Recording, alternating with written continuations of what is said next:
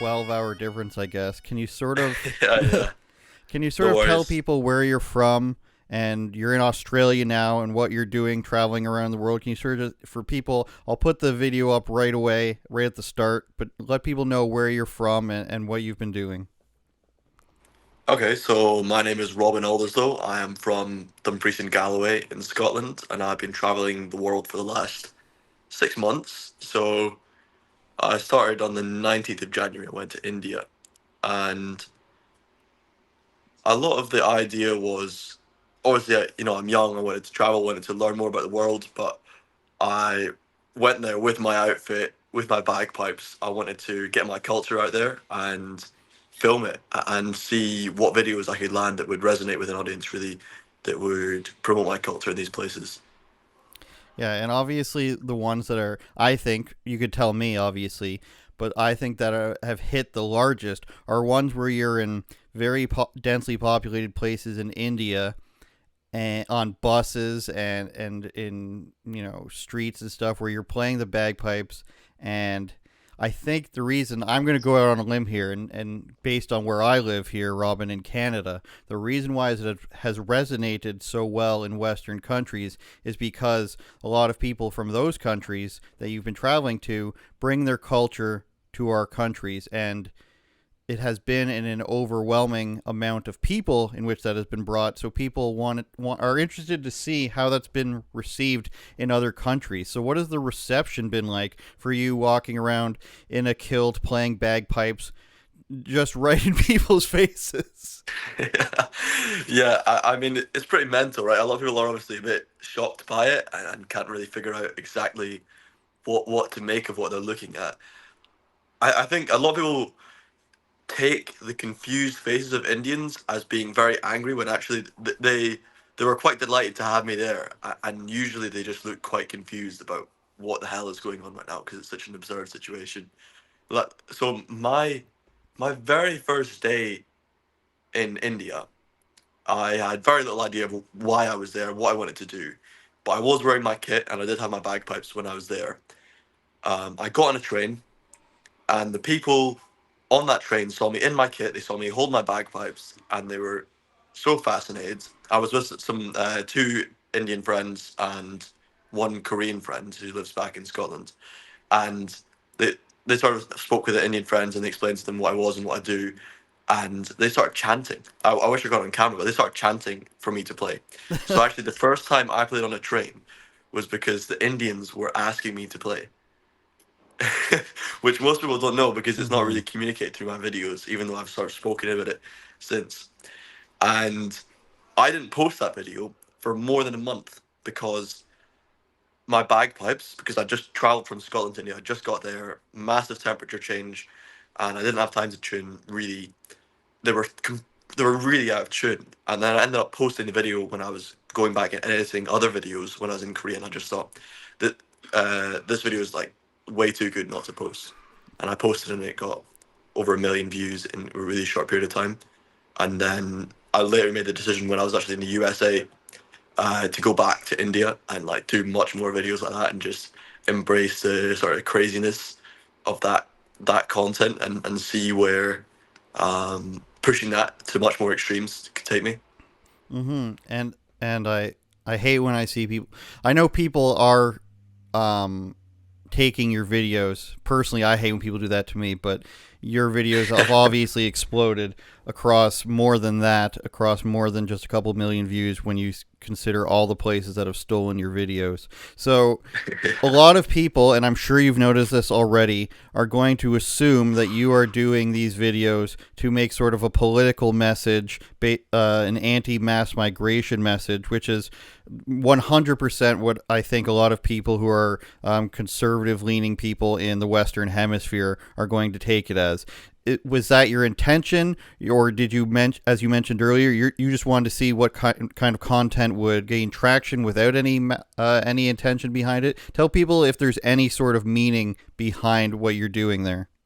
Yeah, so there definitely is a meaning behind it.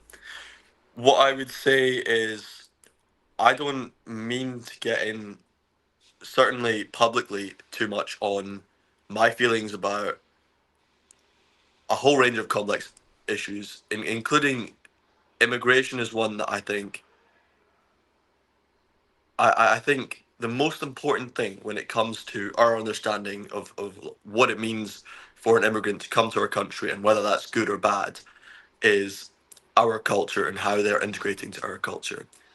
And what's really important and really upsetting is the way that in the West we are not being proud and being happy of our own culture. We're saying things like white people don't have any culture. And to me, the most core thing at the root of fixing immigration is fixing our own attitudes towards our own self, our heritage, our history, and our culture. And that's the main thing which I'm trying to communicate. It's about us as Europeans or ethnic Europeans or whatever. Can we be proud of our past, and how can we say that? I think there was a. Have you seen the? I don't know if you've seen the Stephen Fry episode on trigonometry when he was asked about what it means to be British. He said a whole series of things, but he finished with an extensive explanation that was about 10 minutes long of what it means to be British, with a really sort of interesting and unusually inspiring statement to me, which was that to he stated that British and Western values are under threat, and in order to keep specifically British values under threat, it means acting and speaking in a very un-British way. That's what I was really thinking about when I came back to Mm. India and I did those videos where I was shouting at the camera, was really what's the very un-British way that we probably need to be speaking so that we can keep that culture protected. Does Y- that answer your question? Yeah, for sure. Do you mind me asking how old you are? I'm 20. Yeah, I think it's very Yeah. brave of you to to set yourself up for this at this age because as I'm sure you've thought about, your words are going to be out there and your videos are going to be out there forever. What's interesting based on what you said was I'm much older than you, about 15 years older than you, and when I was even in high school, I don't know what you guys call it in Scotland, when I was like in 10th year, I believe you might call it. No, Um, in Scotland, we usually the broad term is secondary, but Secondary school, we have okay. schools that are either high school, secondary, or my one was called an academy. So they're all kind Okay. of similar. So It's England where they say 10th year and things. okay. Yeah. So even when I was that age, people were saying white people don't have any culture. That's what the thing to say was, blame old white people for everything. So it's wild that it's still a thing that people are saying. Now I wanted to ask you what I have so many questions about being Scottish, by the way. I wanted to ask you, what do you see as being Scottish, particularly? Because I do want to get into the differences between Scots and English people, and how that relationship works. I know you guys are close, but what does it mean to you? Like in like a few descriptors of what you want Scotland to look like, and for the people out there, this isn't a race thing. This is a Scottish thing. People will say stuff. Which is Jeez. inherently tied to race. Yes. But yeah, so I mean, this is something I do like to talk about because I talk about it quite a lot. I think, especially, so there's an elderly man who's a sort of a mentor of mine. We use the word shenike, which basically, I think the best explanation of shenike is a person who maintains culture in the way that it was intended to be passed down rather than through literature or there's a historical term that they use here, but like the second version of it rather than basically first hand. They've received the information firsthand. So he Mm. takes all these stories down. He wears traditional attire and does traditional dances, plays music absolutely in the most traditional way as to the way that was passed to him. And he has the most experience, I would say, probably out of any person in Scotland of actual first-hand Gaelic speaking culture from elderly people because he travelled around Scotland since he was a young teenager. He was about 15 or 16 speaking to these people. And he has experienced so much oppression in many senses, probably more racism than most ethnic minorities in Scotland I've witnessed for trying to express that from oppressive um, like forms of administration in Scotland that are mostly ruled by English people. So there's actually a lot of ways, despite the sort of reformation and revival of culture that we're seeing in Scotland, that actually our culture is still being diminished Mm. and our culture is continually becoming more anglicized. Even the way which I'm speaking to you right now is more anglicized than my parents and far more anglicized than my grandparents, because that's the way that our culture is shifting. That's the way that our education system is pushing us, even though So we sorry have to aspects interrupt. that promote that. Yeah, yeah. Mm-hmm. Sorry to interrupt. So what you're saying is that there's even a push for you guys to have less of Scottish accents, is what you're saying. Oh, to completely. If you Please compare the way explain that, that. That's insane. yeah. That's insane. um, y- I mean, obviously, it's hard for me to say exactly because I can't say what the experience is from people with different schools, but it's something I can see a lot in my compatriots in university. I think it's a push that happens in most countries around the world now, where people are maybe in England, they're becoming more American in senses. Americans, I've noticed, are using some things that are less American and more English. But I think in Scotland it's stronger because we have a general attitude that's maybe more comparable to somewhere like Uganda, even because we say, I think our attitude of Scottish culture is we want to avoid the shortbread tin idea, which is like the old man wearing a kilt We with have his those.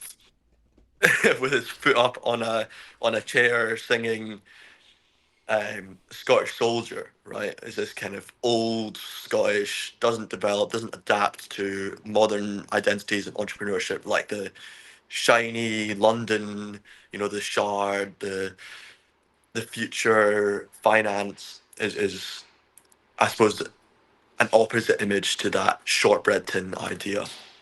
So, And so that's something they want to push by. And people that do speak in stronger accents in Scotland are almost always the most economically marginalised people, right? They're the mm. people that are struggling the most. They're the poorest. They're working class. They have the strongest accents. It's better sound the most Scottish as well. Yeah, I don't think anyone has a problem with Scottish or Irish or English accents. The annoyance comes when they're not actually pronouncing a word correctly. I don't care if there's an accent, a Scottish accent, like the Australians. They just don't know how to speak at all. You're there right now. You know that. Um, Even that idea of how to speak properly, where that comes from is like this kind of there's becoming a gradual global sense of how English should be spoken, which is mostly driven by somewhere between Americans and RP English. But if you look at the way that maybe an elderly person, for example, an old man who taught me bagpipes for several years, whose name was Nick, the way that he speaks to me is very, very clear. I reckon to you mhm. it'd be very unclear, and you might consider it not a correct way. But he No, let me speaks. be clear. Like, Okay. I don't speak however you want. The Australians, when they add an er to the end, I'm not saying make it law, Robin. Okay, I'm just joking around here. I think it's very brave that it's gotten to this point. Now, maybe not even brave. It's interesting and it's good that it's gotten to the point at your age and amongst your group of friends that you guys have such a strong sense of don't tell me what to do, that it's wonderful because this is, we'll throw the boomers under the bus here. This is how we got here, which by not standing up for anything really. So tell me how you and your friends that you know have come to this understanding of your cultural and your national history and where you want it to be, and in conjunction with tying that to things like immigration and world history. Are you guys big, like, did you play the real-time strategy games? Do you guys talk about books? Do you guys watch old movies? Like, how do you and your friends come up with that basis for which you think that you need to protect it? Okay. I'll try and not go on a tangent for this one. Tange away, Uh, young man. Cleanliness in Scotland, our attitude towards keeping our environment clean Mm-hmm. is quite strict. Okay, in Scotland we have really amazing right to roam and wild camping legislation. You can pretty much camp anywhere. You can walk anywhere, and it's really great for people like me who like to cycle, who like to hike, who like to ramble and just camp out sometimes. We also have bothies, which are shared, basically community sheds that you can sleep in when you're traveling through the mountains. I So see. it's really, really available for people to explore.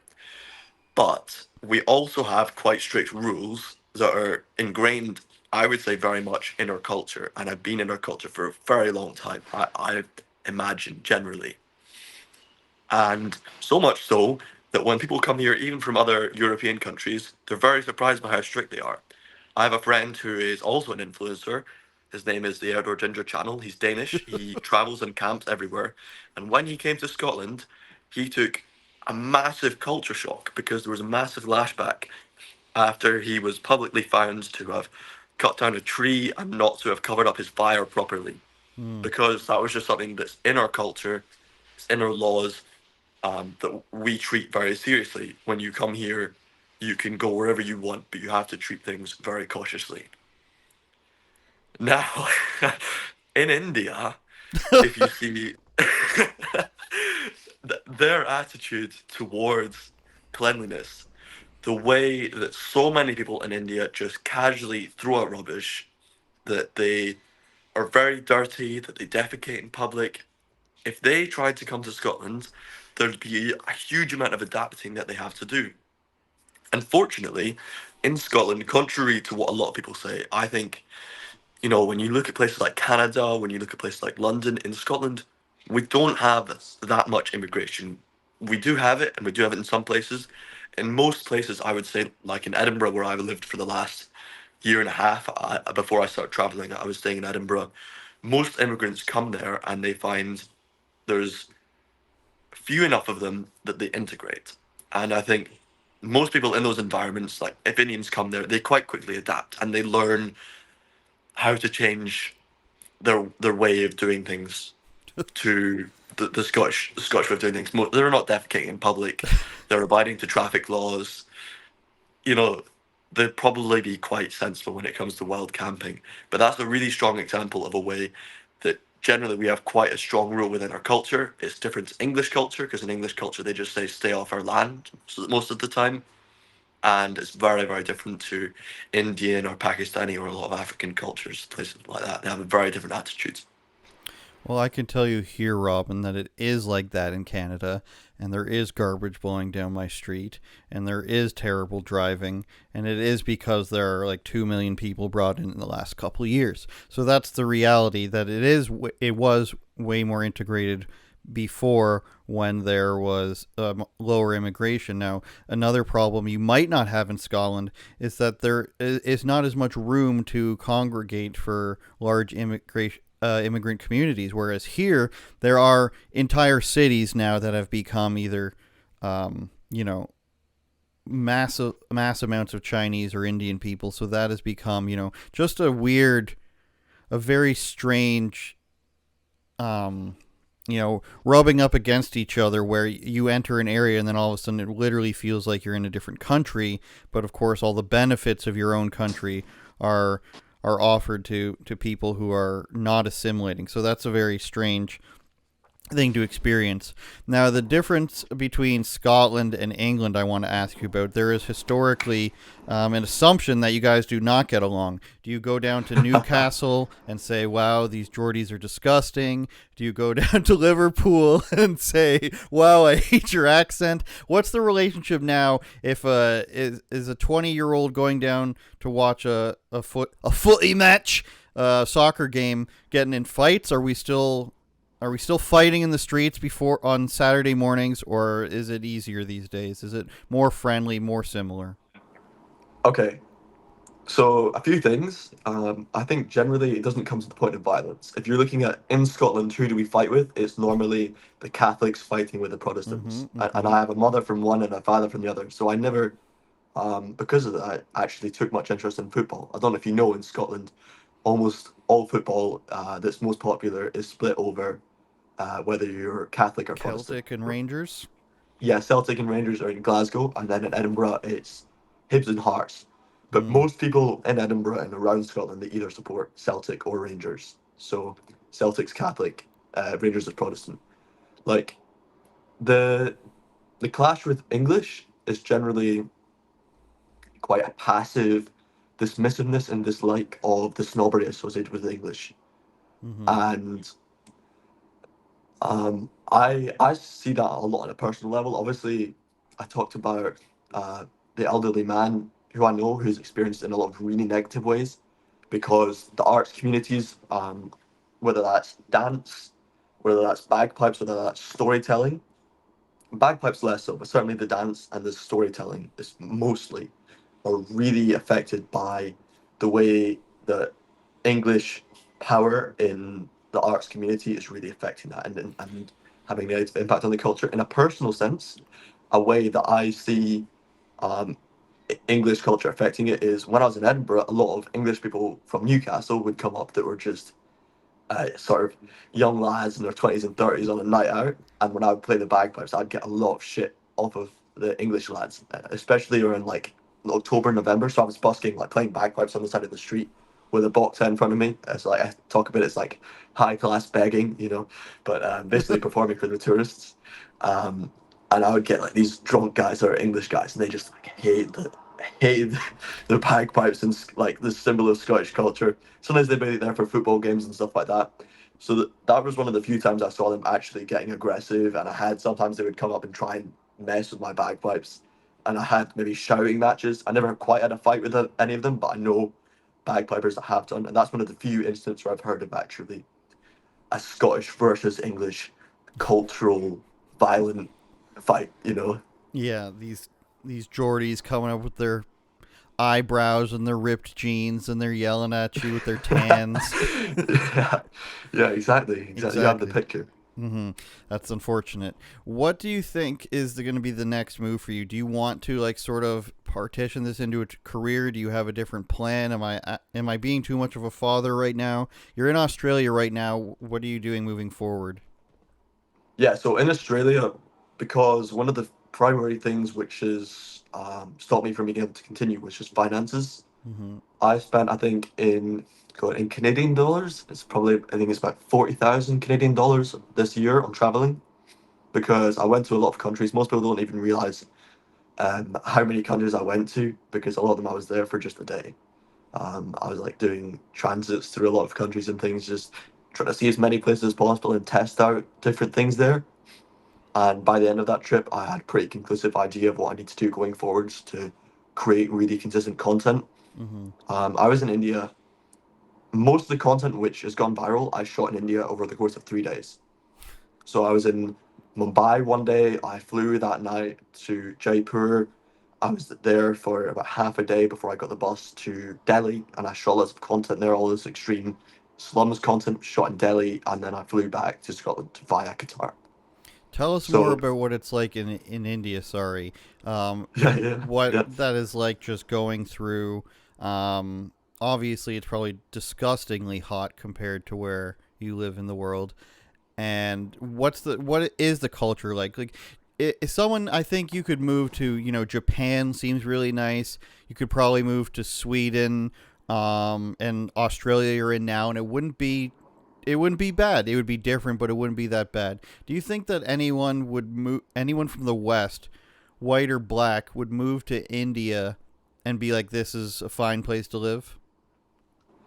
I think you have to be a certain type of character because I do know of people that have done that, and I've seen videos recently of expats. There was one guy who started a multi-million taco business in India, and he just loves the chaos of it. He found Western life too mundane. If Hmm. you're a person who likes cleanliness, um, if you're a person who, appreciates maybe the calmness of British society, or even you could say American society, which is calm relative to British society. I've not got so much experience of Canada, but I would not recommend it. Also, generally, if you're a white British woman, I would say in most cases it's going to be a pretty difficult deal for you to go there. Um, for a lot of reasons I've heard from white travelers who have been there. Did you witness a lot of the amazing and culturally enriching foot preparing of food? Um, I think I'm not sure where a lot of the street food videos are recorded. I didn't see anything that That's good. horrific. Some of those things, I wonder if some of it was a setup actually sometimes. But I've seen how extreme they are, so I'd not be too surprised if that was Okay. the actual case. So do you There think you'll? was Yeah, go ahead. there was like restaurants we'd go around the back of, and we'd see very uncleanly conditions. And I think one thing I wouldn't trust in India is the oil. So the second time I came back there, I pretty much just ate salads because I really, even though I didn't trust the water, I trusted much less the oil and the curries that they have there. In the restaurants, it's very different to home cooking, by the way. Home cooking is much cleaner, much healthier in India. It's less sweet, but it just doesn't have that much oil. In at home they use ghee as well, which is sort of this like purified butter, right? But they in the restaurants they often just use whatever oil, and I think it's filth. It's days old, and their curries just have so much oil. That's why I just had salads the last time that I went there for 3 days because I'd really recommend avoiding that. So do you think you'll end up in places maybe like Thailand or something like that, or other countries, maybe Philippines or Vietnam? Other countries that have a large amount of immigration to the West. Do you have any plans like that? I do, yes. Nice. So I was in Thailand and Vietnam just there on my trip. I could name. I think I went to over 20 different countries. Wow. And also in the United States, I went to 25 different states. And most people haven't even seen much content from America because I Hmm. didn't shoot much in the way of videos there. But in terms of what my plans are, my next plan target is definitely Africa. So I Interesting. went there when I was younger. I went to Tanzania and Kenya when I was younger with my mum and my brother.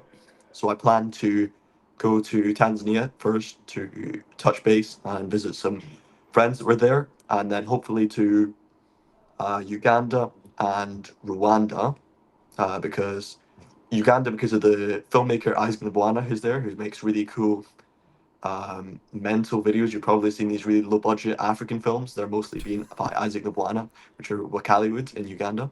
And Rwanda, because it's an up and coming African country, is being Hmm. dubbed the Singapore of Africa. And I'm pretty interested to see what that's like. It's very clean. And I think that might be a great contrast, right? Because people said, go to a Muslim country, and then I went to Qatar, right? People say, go to an African country. I want to go to Rwanda and see what the opposite is like.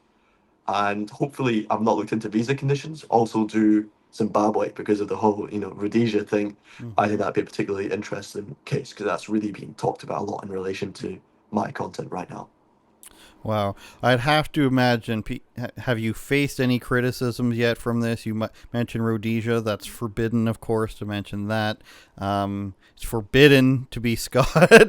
It's so strange to me that the English want to stop you from using your accent and using having bagpipes and this stuff. It because you guys are so from. I know it's so different, but from the outside looking in, that would be like, we don't get along with the French in Quebec like completely well, but there's no like intrusion like that. Don't you think that's strange that it's kind of coming from within in a sense that the English want to put put a stop to some of that? I have a lot to say about that one. But what I'll say that's most key is that the English have done this to so many countries before, Mm, right? And it is very similar to the colonial methods that they use, sometimes more effectively than others. And I would say Scotland is relatively effective. It's not that effective compared to China. Um, what China did to homogenize their culture over the period of about 5,000 years was far, far, far more effective. And they made a very homogenous country that largely doesn't want to split. They have a lot of differences in a lot of different regions and they speak in very different ways, but they largely still consider themselves Chinese. And most Scottish people wouldn't tell you they were British. mm-hmm. They wouldn't tell you that unless there was some sort of understanding gap about where Scotland was located. And at the same time, they have like their foot in so many different things in Scotland for a long time. They have been the most powerful and wealthy people in Scotland because the most wealthy people in Scotland have been in bad situations where they go to other countries, right? Like lots of the famous inventors of Scotland, like the richest Scottish person ever was Andrew Carnegie, right? Who goes to America and makes all of his money in America.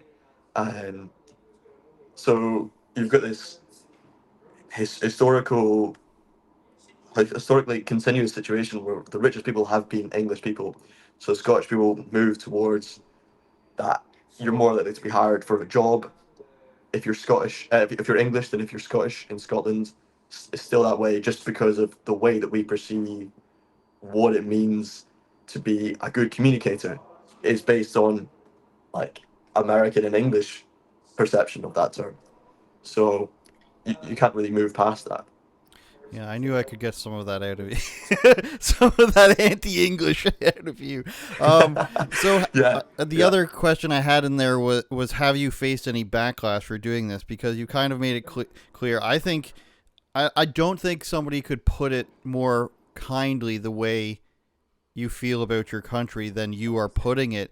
But I still imagine, has there been any backlash about this, or do you think we've come past that? And any backlash from people that you know? Yeah, yeah, it came much closer and much more personal and close to home than I Mm. expected any of this would quickly and dramatically. And that's a big part of the reason that I'm not in Scotland trying to make my money right now, because I actually made, contrary to what people might imagine from somebody who stands on the side of the street and plays bagpipes with a box in front of him, I actually made pretty good money back in Scotland. But making that money, to explain, like the busking community is quite an odd thing, but the bagpiping busking community in Edinburgh is a very unique thing. It was founded on people that were ex-military and had the full attire from being in Hmm. the military, and also were, the military are literally based in the castle, which is the central tourist location. So they needed to go about 20 meters, 100 meters, 200 meters probably, about 200 meters, let's say, down the Royal Mile, which is the main street in Edinburgh, from the castle to the perfect place to perform bagpipes. So they basically formed this community of people who would take turns on these spots and play bagpipes there and make much better money than most people would ever expect in this place.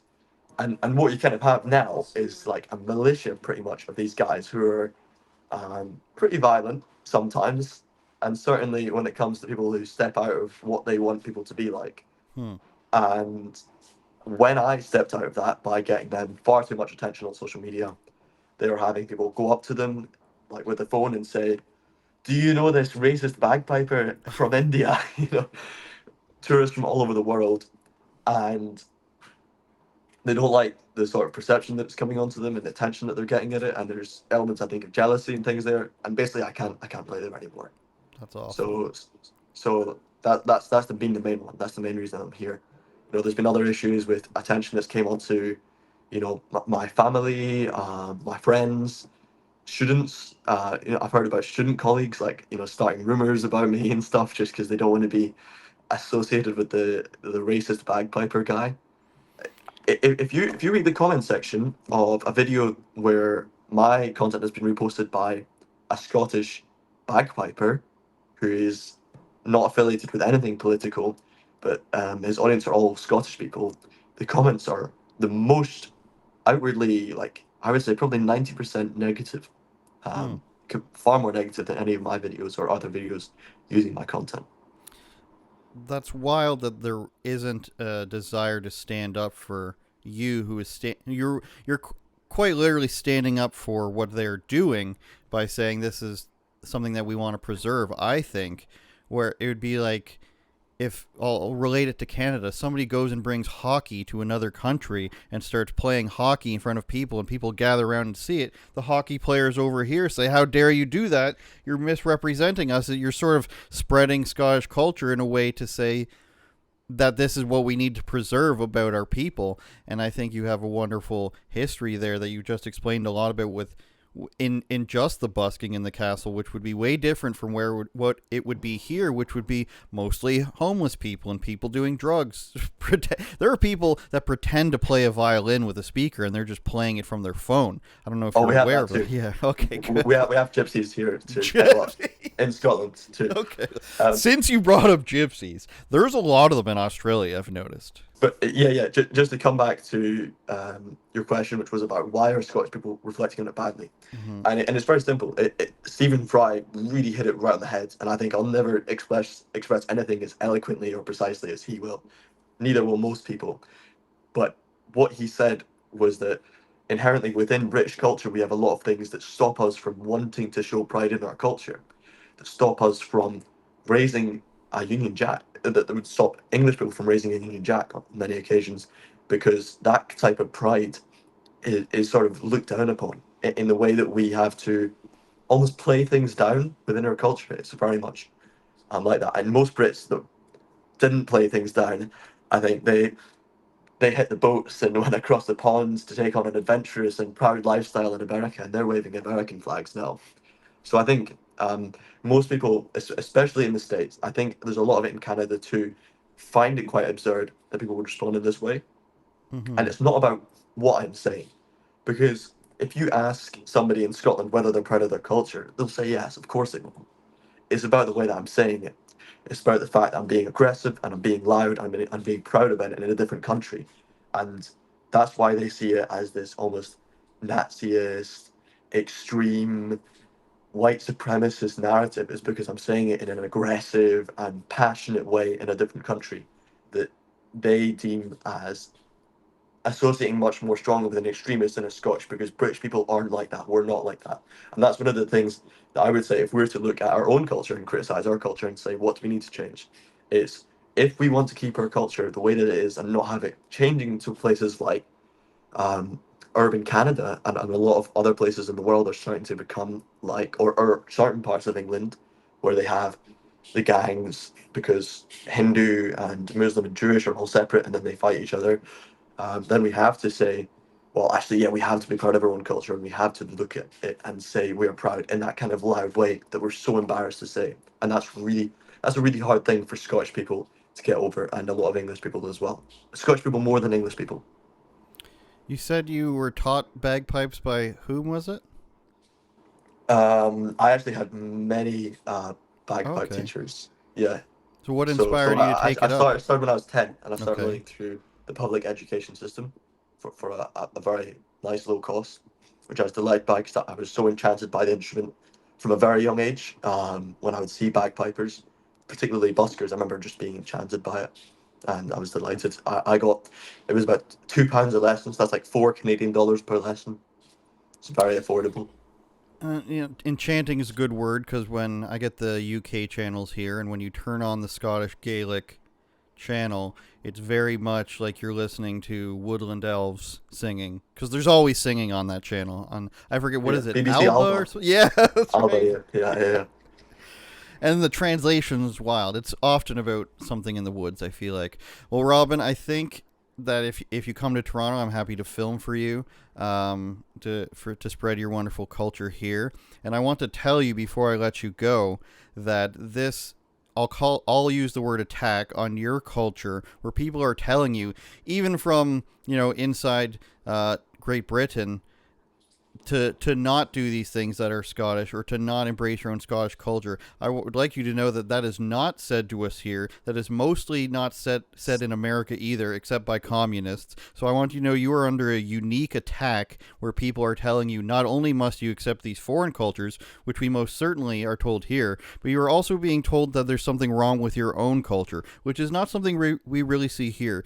Here we are told that embracing Canadian culture is wonderful, but it also gets molded in with actually your Canadian culture is other people's cultures. But nobody's going to be mad at you for speaking stupidly about hockey, or maple syrup, or wearing plaid in Canada. So I want you to know that this attack on what you're doing is very unique, and I think that you're going to come up against, or already have come up against, very unique roadblocks in which you are going to have to do what you're doing, probably even more so, to defend what you're doing, in terms of protecting what you see as Scottish or Gaelic culture, with the bagpipes, with the accents, with even being different from English speaking people in England.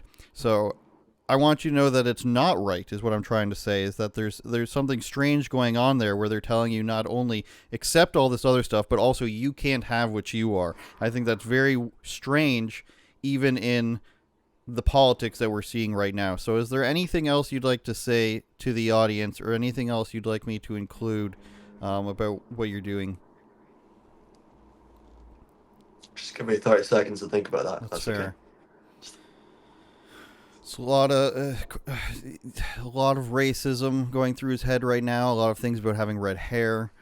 A lot of possibly building of walls around Newcastle, I think. How far of a drive is that to the You know, border? my hometown. My hometown. I'll not say exactly what the name of the town is, is actually by like longitude 5 miles south of Newcastle. Interesting. Yeah, so it's actually obviously it's much further west than Newcastle, but it's actually 5 miles south because I'm right down on the southernmost coast of Scotland. What happened to those people, Robin? What happened to? Why are they like? My English friend. I don't know if you know who Lewis Brackpool is, an English reporter. He's just, he's not the biggest fan of the. I don't know what you call a person from Newcastle besides the Geordies specifically. Geordies. Yeah. Okay. There you go. Yeah. Um, but yeah, he's not sure what happened either. Yeah, it's an interesting thing. I think there's a funny thing. There's a funny thing with Scotland, right? Where wherever I go, people often tell me, "Oh, you don't sound like Billy Connolly." It's like you don't sound Scottish, and they have this idea that the Scottish accent is the Glaswegian accent. Okay. Here's a rant, right? People think that the Scottish accent is the Glaswegian accent. Glasgow, I think Greater Glasgow has over 1 million people. Okay, and the Scottish population is about 5 million. It fluctuates a little bit over time. So they account for a very large portion of Scotland, but a very small area of Scotland. And when you don't have an accent that sounds Glaswegian, which includes Greater Glasgow, people think you don't sound Scottish, right? So if you sound like you're from Scotland, if you're from Scotland, you have a Scottish accent, but they can understand you, then they'll say to you that you don't sound Scottish. The the funny thing is that's basically like if you consider an English accent to be the Birmingham accent or the Manchester Mm-hmm. or the Liverpudlian accent or the Geordie accent, right? Which are all like the most difficult accents to understand in England because the most difficult accent to understand in Scotland is the Glaswegian accent. So it's quite a weird thing where people think Yeah. of the Scottish accent as being the absolute most difficult accent, and people think of the British or the English accent as being RP, like the easiest, most straightforward, most perfected accent that you could possibly imagine. I would encourage you to call those people stupid. Because that just takes It's like. just a general opinion. It's like a passive thing from most like travelers and backpackers. I'm staying in a backpackers hostel right now, by the way. Been staying here for over a month, and it's pretty great. I've got like a cool community of people, but they're mostly like Europeans, and it's very cheap to be in the city centre. But um, like almost everybody there, their perception of the Scottish accent is usually the Glasgow accent or something close to it because they've seen memes of it online or they've met a Glaswegian person.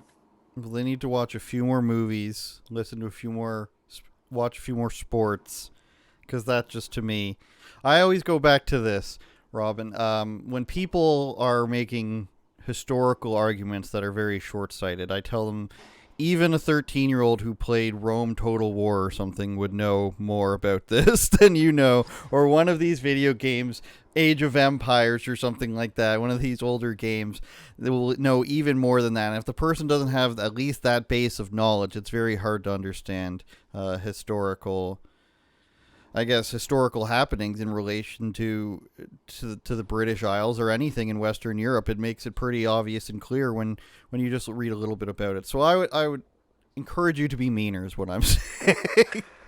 Just be a lot That's meaner. not advice I've received so far, to be honest. That's fair. um, yeah, I think I'll try and keep the most positive image of my culture though that I can. I think a lot of people back home already perceive me as being pretty mean right now. Well, So you're very the only way I nice. can fight that narrative is by being louder and prouder and making sure that the story I have out there is my narrative and it's very clear. It's not the Guardian's narrative. It's not the Sun's narrative. It's not Hmm. Turning Point's narrative either. You know, because I think a lot most left wing people that I know that were angered by it in the UK, they saw that Turning Point had responded to it if they reposted my video. You know, Turning Point, Yeah, the for the sure. they reposted it and that polarized them against me. Did they have Because your the moment you become in permission? that category, it's just you're out of bounds. Did they have your permission to post that video? Oh no. They didn't even credit me. I think I actually had a watermark on that video on Turning Point. I believe they covered the watermark. Get So they didn't familiar even with didn't copyright even not credit claims. with me. They That's went to the ridiculous. effort to cover the watermark. I think that was Turning Point who did that.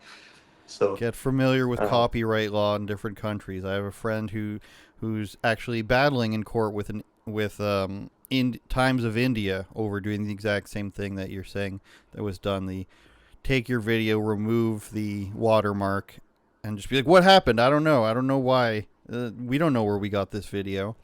I don't agree with that. And yes, it is important for you to differentiate yourself like that, because if I don't know who else has interviewed you or reached out to you, but if I'm doing this, then I believe the powers that be will be looking to bring you onto their side and make it, Bagpipe Kid, he's far right, and we're taking we're taking him in. He belongs to us now. So just be careful, okay? I'm your father now. Well, thank Older you very brother. much for that dad advice. I appreciate it.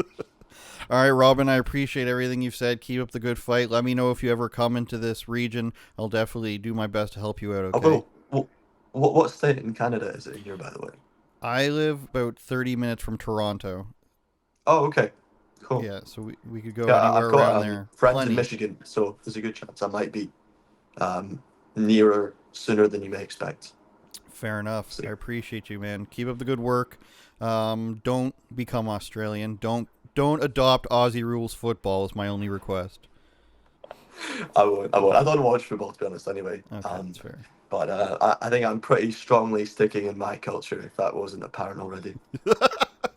No, of course. We've got a. I don't even know. Do you care about any sports? Um, I mean, I played tennis growing up, but I That is didn't. pretty Scottish, yeah. Um, not really. I think it's quite English actually. What? But golf's. Golf? We have golf. We've got curling, and we've got um, that one in the Highlands. I never even I don't know what that is. shinty. You don't know shinty? It's a No, bit is like that the hockey. log throwing? No, that's not really a team sport. That's just that's toss the caber. We call that. Hmm. It's every Highland game, every bagpipe competition. Most bagpipe band competitions are at Highland Games. They always have toss the caber at those. I really recommend going to one if you're in Scotland. You have them in Canada too. Actually, I'm I sure they went to one in do. Canada. I went to a Highland Games when I was in Canada, like a Yeah, month ago. I've heard of that. I've just never been. Um, Yeah, but it turns out I have so much to learn about Scotland. I, I'd recommend it for a bit of cultural enrichment. and can you please send me cultural? I'm knee deep in cultural enrichment, my friend. And on every angle of my street. Please send me these posts where people have the negative reactions. I think that'll be interesting to show people. Yeah, yeah. I'll send you. The main one was Bagpipes Corner. Actually, I got restricted on Instagram recently. I couldn't message you. I found a loophole where I could send a reel to you, and then write something with that reel, and then just delete the reel, and that's why I messaged back to Oh you wow! before. But But I you haven't actually said have anything, been. have you? Like mean? What happened was I took a screenshot of comments that were all Scottish comments on a Hmm. Scottish channel that reposted my video. I think one of them involved me saying the C word, right? Involved the person saying the Z word, but I just screenshotted the comments that were allowed on Instagram and posted it to my Instagram broadcast channel. And immediately, like, within a couple seconds, Instagram algorithm picked it up, wiped it off, said you're restricted, just like that. So it was That's from ridiculous. sending a screenshot that I took of a comment section to my broadcast channel of people talking shit about me. you know, they were chatting shit on me. That was, oh, Zuckerberg well, is just how the Zuckerberg Lizard Corporation works. There's no rhyme or reason at all. the lizards, the the, lizards. li- the Thankfully, I'm lizard verified, people. so I'm Pardon? gonna get it sorted. I'm back and forth with them, but in The 2 days lizard it comes off people? anyway. Um, David Icke is coming for you now. By the way, do you know who that is? Sorry? Do you know who David Icke is? No, I don't know who that Oh, is. okay, you're gonna have to look into that. I would call him the grandfather of lizard people. He is like the first Okay. person I've ever heard. He's English. The first person I've ever heard speak about the government's made up of lizard people theory. And All then when right. you talk Okay. about him, you'll get in a lot of trouble too from conspiracy theorists. So look forward to that. Yeah, I'm experiencing more of those. I've actually had some like crazy celebrities and relatives of politicians and stuff reach out to me recently that are like super deep into conspiracy theories. Hmm. And it's like they literally got their fingers around the top celebrities and politicians. It's like, how have you got this conspiracy theory? You're It, literally friends with this person and that person. It's like, yeah, it's boredom. I think when it starts getting to the certain like along with everyone who has seen conspiracies come true, when it goes beyond, You know, some people are always looking for the next thing. Space is fake is one of my favorite ones. Look, I got so much to teach you. I think you and I could have a 4 hour conversation or something in Canada if I Yes, can. for Yeah, sure, for sure, for sure. Yeah, yeah, for sure. And yeah. then But over a nice bowl of curry. curry. Yeah, I've not had a curry since India. Uh, That's since Korean food, Korea, I've kept having Korean food. I mm. love Korean food. It's like the best stuff. I've been meeting Korean food people in the hostel here and having so much of their delicacy. I crave it So like did you mentally. go I'm to not any here. of those Korean street food videos that I've seen where they're making like these insanely unhealthy sandwiches, breakfast sandwiches? Yes, so like um Korean food has changed a lot recently, and it's quite weird that they've gone to the extreme of having really terrible stuff. And most people in the West now know Korean food as being like Korean fried chicken, which is not really Korean food. But like, I think the really good thing is you can access really good Korean food really easily. If you pretty much go around any corner and find a slightly ghetto-looking Korean place. In Korea, unlike India, ghetto doesn't mean unhygienic. It means it's run by a grandma who has Hmm. held the same traditional food for the last 800 years, and it's really good. It's really nice. It's like lots of ferments, usually unlimited sides. You can just keep getting them. It's great for hungry people. Lots of meat, lots of vegetables, good stews, and usually almost always big semi sphere of rice. Yeah. It's like really pretty similar in most places, but like really good stuff. It's pretty easy to find it. My Korean friend showed me if you just go around the corner. And then on the high streets in places like Hongdae, where I was staying in Hongdae, it's a famous area in Seoul. I don't know if you've seen like the Hongdae memes. On the high street, they have all this like stuff that you shouldn't see. That's just terrible, deep fried, really high carb, Yeah. really high sugar. And like the weird thing is like most Koreans are lactose intolerant. I think Hmm. like 80 or 90% of Koreans are lactose intolerant. But like Koreans, young Koreans, especially young Korean girls, like teenagers and students, have this obsession with cheese, and they put so much cheese on everything. Yeah, I've You seen that. know, it's so weird. And then they get candidiasis. I don't know if you know what that is, but it's like No. this sort of growth of thrush in your gut and on your tongue and everything. There's like this extreme reaction to having all this sugar and yeast that's in cheese Jeez. and deep fried food and bread. So it's, Wow. yeah, Yeah, yeah, it it's, looks it's like it pretty would be a extreme. problem if you were eating that more than But once a because they're week. historically so used to this really amazing, like perfect monk food, Hmm. you know, and their parents probably couldn't even afford meat, so they're eating vegetables, or their parents were eating super healthy stuff. Unlike Scotland, like historically, poor Scottish people ate such unhealthy food. You know, we ate oats and mashed potatoes, just mush of carbs. Koreans did pretty well for themselves. When they were poor, they ate very little, but you know, they had good vegetables and things. Hmm. I think they probably helped their intelligence. Or yeah, something Yeah, did. yeah. But you want to close up, man? I'll let you No, it's go. cool, but I was going to Yeah, ask yeah. you, are there as many Korean men wearing makeup as I think there are? Um, Yeah, young Koreans, like my age of Koreans, are influenced by K-pop a lot, and they're becoming quite feminine. It's weird because it contrasts a lot with. They also have a lot of the military culture, and I Mm-hmm. met so many guys that were late 20s and 30s that have been through their service, and it's really they're the toughest minds of people that I've met. Really, really hardcore people, because if you're mildly good in the service, they put you through to the Marines pretty quickly, Mm-hmm. and then they go through this really hardcore mind training stuff, and they're really really tough people with really insane business mindsets.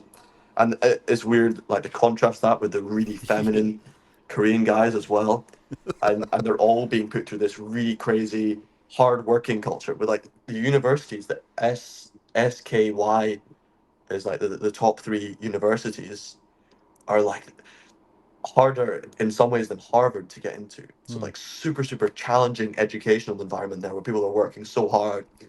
You know, people are usually they end up having to work so hard at school. Their school days are super long, way longer than in the West, and they it's pretty normalized to get 5 or 6 hours of sleep at night as well. Jeez.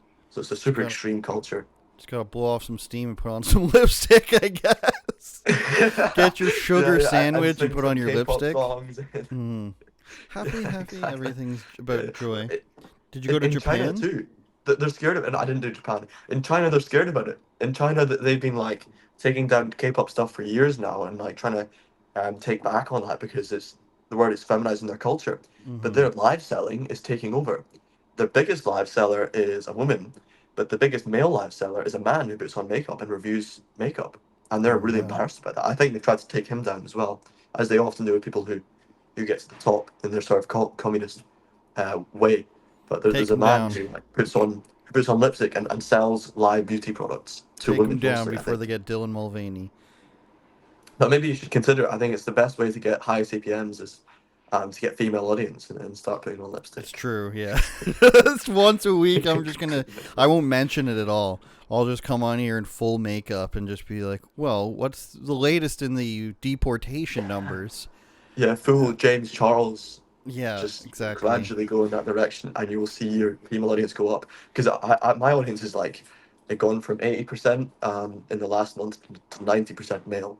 Hmm. And my friend, my Korean buddy, who I've been traveling with, who's like sort of Scottish Korean, he's from Korea, but he grew up in sort of grew up in Scotland in the public or like private school culture to become like an elite musician. But he has a like 75% female audience on Yeah. his Instagram page. Yeah. So that's a pretty cool like for CPMs. It's pretty cool, man. I think I've always floated around 85 to 90 as well, which is I think it's become more during the COVID years, there's definitely a lot more women who are voicing their opinion in that, and I think there is a fluctuation there where it was almost half and half. But is there? I know you're in Australia, and my view of Australia is now completely skewed by their television shows for the worse. But is there a lot of women in Scotland that are getting these facial injections and facial surgeries that appear to be so prevalent in Australia? And then I like to I talk with my English friend about the average English woman these days. You know, she's a little bit yellow. She's got her pants pulled up really high, her yoga pants pulled up, yellow from the fake tanning. Is there how's the culture treating the women of Scotland right now, or like how is the cultural online influence treating the women of Scotland? Is it an issue as you see for young men or women right now in your age group? So I would say modern, particularly urban culture in Scotland is very, very similar to English culture. However much sort of like the mainstream people might in Scotland might want to say, "Oh, I'm no English, I don't want to associate with them bams down south, because I'm pure down with the folk and all that." People in Scotland are like the trends that they have in Glasgow and Edinburgh. The young people in their 20s is pretty similar to England, and Mm. it's the yoga pants pulled up, the Botox lips are pretty big nowadays. They like the Botox, and generally wearing clothes that I consider to be quite repulsive sometimes. Yeah. and I've seen some things in Scotland that I really wish I haven't seen. And most of them are skirts above the pant line, Mm. and and Scottish women aren't. Unfortunately, if you do want to visit Scotland, they aren't all that beautiful. They aren't all that Wow. amazing. So Wow. so sometimes it is something that you don't want to see when you come there. you Hello, know, Robin. Fashion your drink. What is that yeah, though with the I can start a Botox? fight with that if that if Yeah, that, that this gets clipped. you are. Is this this is a podcast that's going up, right? So Yes.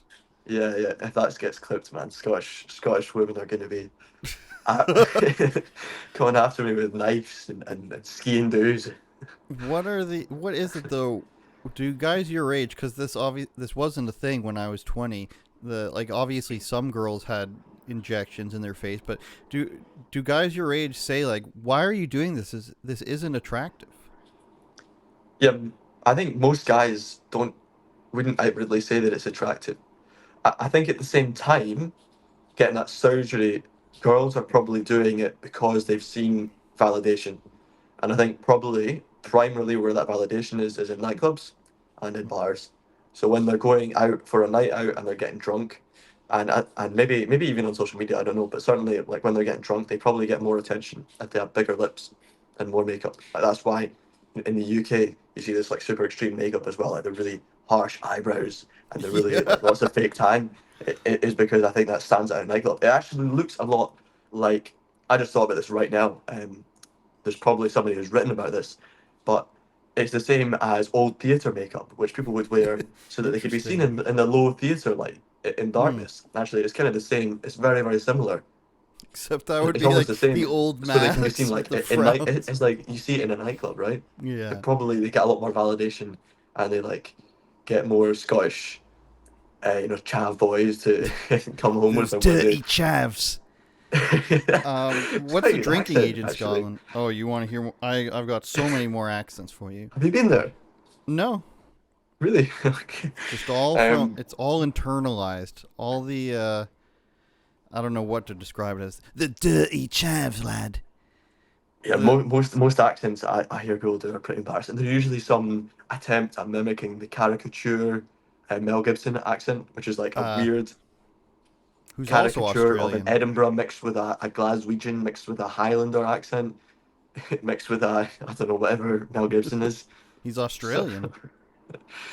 yeah, but he's got a funny way of like the every when I hear people do Scottish accent, they almost always do the same like Scotland. They do that when they say Scotland! freedom. What you doing in Scotland, lad? But lad's really the Yeah, Liverpool that's thing, I feel like. But I think the easy way to differentiate it is rolling the R's. That's how I differentiate it. If someone's got something, if somebody's confused, you guys roll the R's, whereas the Irish and the English do not. we roll our R's less than most people get the idea we do. And I think we sort of do it in the ways that they don't imagine. Because the thing is, English people don't actually, in like proper English with RP, they don't actually say R's, right? Which is a sort of quite a funny thing. Hmm. English people, there's a lot of reasons I actually think the Scottish accent is better in some ways. Like we pronounce some words slightly, some syllables slightly more. Like the sound I think in Scottish we actually say it a little bit more clearly than English, right? Or some words like the word no, we just say it pretty clearly and directly, like Yeah, I Americans. It's believe just you were no, arguing with me about this earlier, and now we're back around to an Scots, RP. to Yeah, Australian people saying "ner." yeah, yeah. But English people like would say, oh, God, what's a good example of a word? But like corner, okay? Hmm. Most English people, it's not quite RP, but it's just standardized English is to say corner. I think, Whereas a Scottish person says corner, yeah, that's right? A much corner. better. It's not really, you're not saying corner. It's not like The corner. corner. Yeah, exactly. I mean, that's the Mel Gibson, right? So Hmm. that's the corner, right? It's not really like rolling it. You just say it, it's the corner I rather think than one the that gets corner. people, one that gets people for the English is Derby, where we would just say a derby. Derby. Yeah, I'd say Derby, I suppose. But I think Australia. yeah, Where are you in? What state in Australia are you in? Western Australia. I'm in Perth because I'm trying Yeah, to get right. more work in the mines. But I've been like hacking. I've been like making phone calls every day for about a month now, and I've not got success because I made the stupid decision. I didn't get a driving license back in the That's UK, good. which is like the stupidest thing I ever didn't do. And now, like, I had no idea coming here.